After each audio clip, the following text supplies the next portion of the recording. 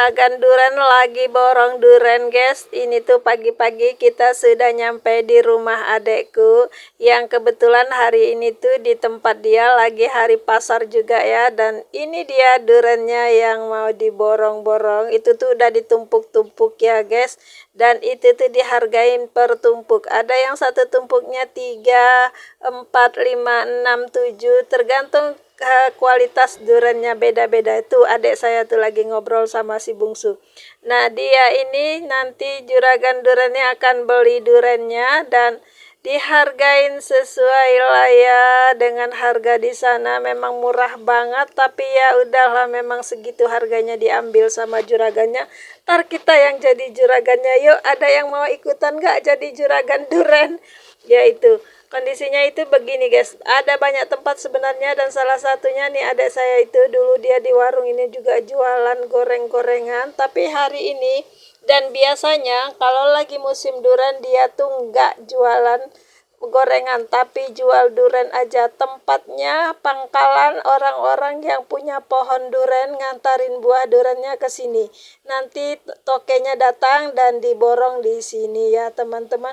Ini dia kondisi pasarnya, saya liatin dulu. Pasarnya nggak rame-rame banget memang, dan ini dia sekitaran rumah adik saya itu masih kampung banget ya. Iya, tapi ini tuh jalan besar ya teman-teman, jalan kita untuk menuju ke kota. Biasanya kalau lagi musim duren gini itu sebagai pencarian penghasil uang yang lumayan besar buat penduduk kampung ya teman-teman. Apalagi yang memang punya pokok duren, atau kalau nggak punya pokok duren dia pandai bisnis duren, yaitu beli ke orang-orang terus dia jual ke sini.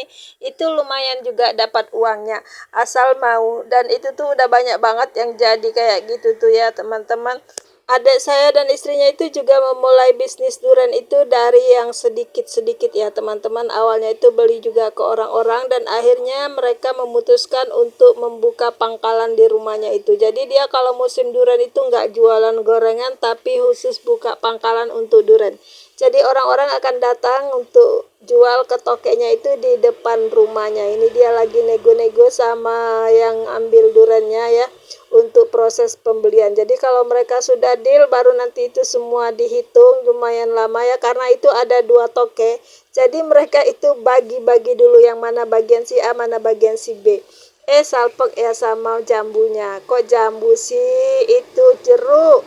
Dan ini tuh sudah naik aja ya, yang toke satunya udah naik, yang dibeli dia udah dihitung sudah naik mobil. Nah ini tinggal toke yang satu lagi.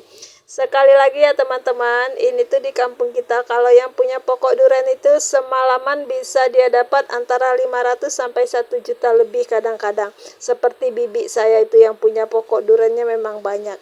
Tapi kalau yang nggak punya pokok duren, dia cuma ngadang di tempat orang lain. Dalam arti itu kalaupun nggak punya durennya, tapi dia mau cari ke kebun atau lewat pohon-pohon orang lain, itu boleh teman-teman ya, kadang malam-malam gitu.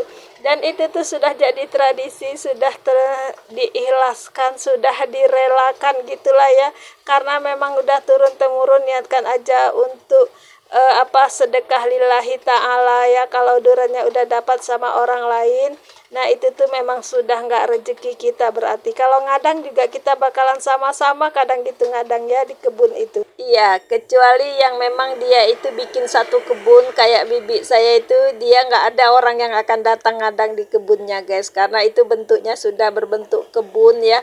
Kalau udah berbentuk kebun itu orang datang ke sana cuma numpang. Kalau yang ada yang nggak laku sama dia itu biasanya dia tawarin untuk bikin tempoyaknya. Itu tuh juga banyak teman-teman, karena kalau di sana yang agak kecil-kecil itu nggak dijual, jadi dibagikan aja untuk bikin tempoyak. Kayak kita pulang itu adik saya juga bikin tempoyak ke rumah, ke kebunnya bibi ya.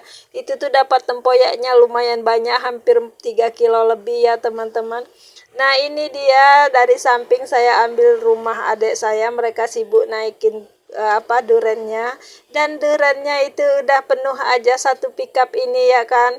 Ini bos yang ke Pekanbaru kalau nggak salah ya teman-teman, yang tinggal satu lagi itu bosnya yang ke Kerinci. Jadi ini tuh jauh-jauh ya durennya dibeli. Kadang ada juga yang bawa dari daerah lain, dari Jakarta kadang-kadang yang masuk, cuma giliran lah gitu ya.